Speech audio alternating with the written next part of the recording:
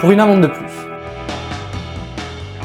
Un épisode qui nous emmène sous le soleil aride de la Californie et qui débute cette troisième saison de Stupid Economics avec, comme vous pouvez le voir, un nouveau set. Et pour commencer, je publie une vidéo que j'ai réalisée il y a plus d'un an maintenant pour un concours, et comme elle était très courte, j'ai décidé de pousser les choses un peu plus loin. Ça s'est passé près de chez toi, et sauf si tu suis régulièrement le cours des amendes sur les marchés financiers, tu ne t'es rendu compte de rien. Et pourtant, dans l'hypermarché d'à côté de chez toi, les paquets de mix apéritifs comme celui-ci contiennent une amende de plus qu'avant. Alors générosité, conspiration, je ne crois pas. Une amende, c'est ça, mais c'est surtout là-dedans, ici ou même là. Et vous savez peut-être qu'en manger c'est bon pour la santé depuis que plusieurs études ont été publiées sur ce sujet. La plupart des amendes viennent, et c'est important, de Californie. Le reste vient de Méditerranée, d'Australie ou d'Iran parce que cette production demande beaucoup de soleil, d'eau et sans oublier beaucoup de temps. Il faut 5 à 10 ans pour qu'un amandier produise une amande de qualité. Sauf que de 2006 à janvier 2016, l'Iran n'a pas pu exporter ses amandes pour des raisons géopolitiques, et une sécheresse de 2013 à 2015 complique les récoltes du premier producteur mondial, l'État de Californie. Mais comme les amandes c'est bon pour la santé et que c'est dans plein de produits, on veut des amandes à tout prix. C'est alors une ruée vers l'or en Californie où on plante toujours plus d'amandiers malgré la sécheresse et au détriment d'autres cultures un peu plus économes en eau. Grâce à ça, la production se maintient autour de 900 tonnes par an de 2010 à 2015. Pour arriver à ces résultats en pleine sécheresse, il a fallu que les producteurs d'amandes californiennes augmentent le nombre de champs et trouvent de l'eau pour les irriguer jusqu'à la pomper dans des nappes phréatiques de plus en plus profondément à mesure qu'elles se vident. Mais nous arrivons maintenant en 2016, la pluie est revenue en Californie, l'Iran voit ses sanctions économiques levées et peut maintenant exporter ses amandes.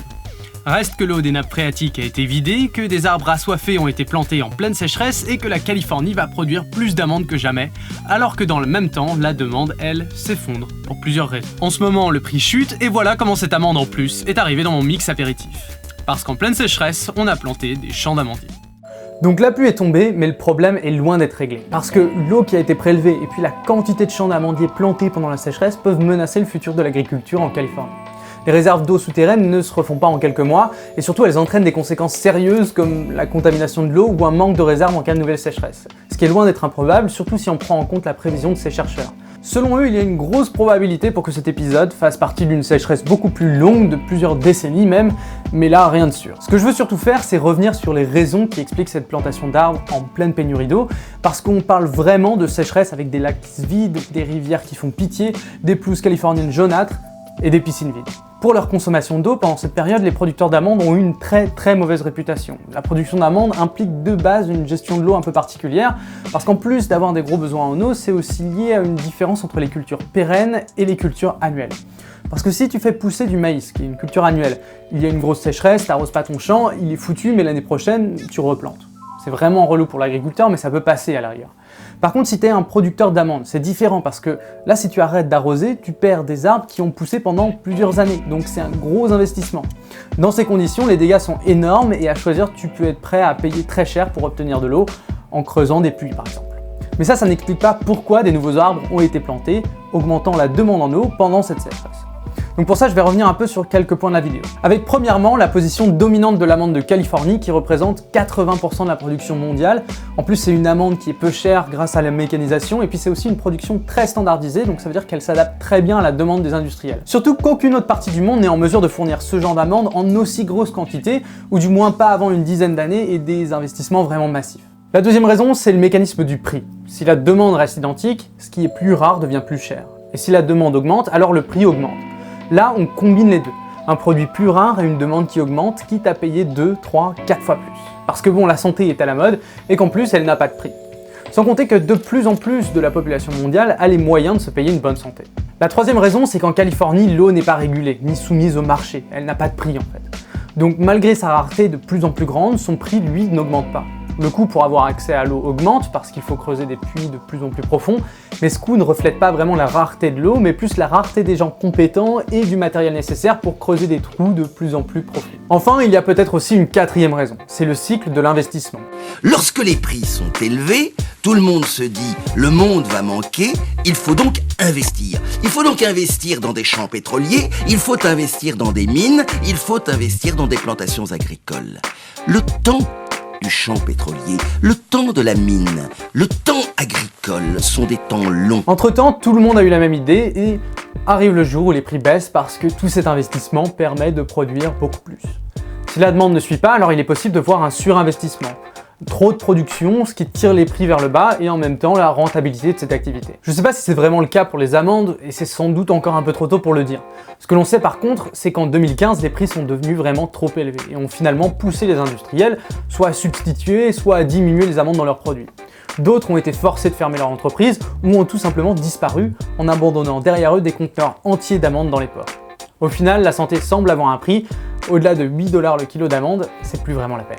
La chute du prix de 2016 est due à la fin de la sécheresse, qui a permis une grosse récolte, donc on se retrouve avec beaucoup plus d'offres, moins de demandes et des prix qui cette fois-ci s'effondrent. Pour le producteur d'amandiers, c'est pas si catastrophique que ça pour l'instant parce qu'il n'a plus à payer pour creuser des puits. Mais en cas de nouvelle sécheresse, la situation pourrait devenir très rapidement tragique. Il y a beaucoup plus d'amandiers arrosés et beaucoup moins d'eau dans le sol. En fait, cette histoire illustre très bien un concept, la tragédie des biens communs.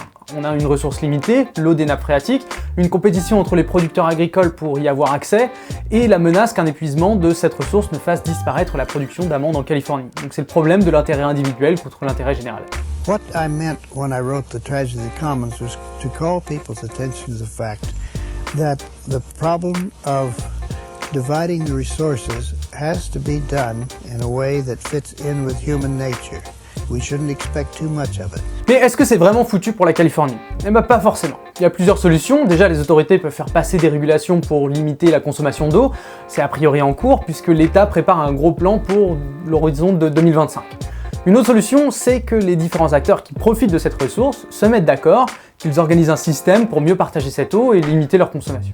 Elinor Ostrom a étudié la tragédie des biens communs et les stratégies qui permettent de l'éviter. And what our theoretical work and empirical work has shown is that in many instances, but not all, people have found ways of agreeing on their own rules and extracting themselves from the problem. Son travail sur le sujet a été récompensé d'un prix Nobel en 2009 et sa thèse, donc son premier travail scientifique, concerne justement les réserves d'eau en Californie et la stratégie déployée par des fermiers pour en assurer la gestion. Donc aujourd'hui, les Californiens ont pris conscience du problème. Il reste à voir s'ils parviennent à mettre en place une solution et surtout d'où celle-ci vient, du gouvernement ou des bénéficiaires de ce bien commun. J'aimerais inventer une fin heureuse, mais à la place, je vais vous donner rendez-vous dans 10 ans pour vous parler encore une fois du prix des amandes parce que c'est quelque chose que je vais suivre régulièrement maintenant. Et entre-temps, quand vous en mangerez une, vous penserez peut-être à Stupid Economics. Si vous voulez un docu sur les amandes, je vous recommande le documentaire Amandes, le secret d'un super aliment. C'est très orienté conso, mais il y a aussi une partie intéressante avec des interviews de producteurs d'amandes. Aussi, je vous encourage vraiment à vous balader en Californie avec Google Maps pour visiter ces champs d'amandiers comme on a pu le faire dans cette vidéo. Bon, du coup, à dans 10 ans pour reparler des amandes. C'était Stupid Economics. Sur ce,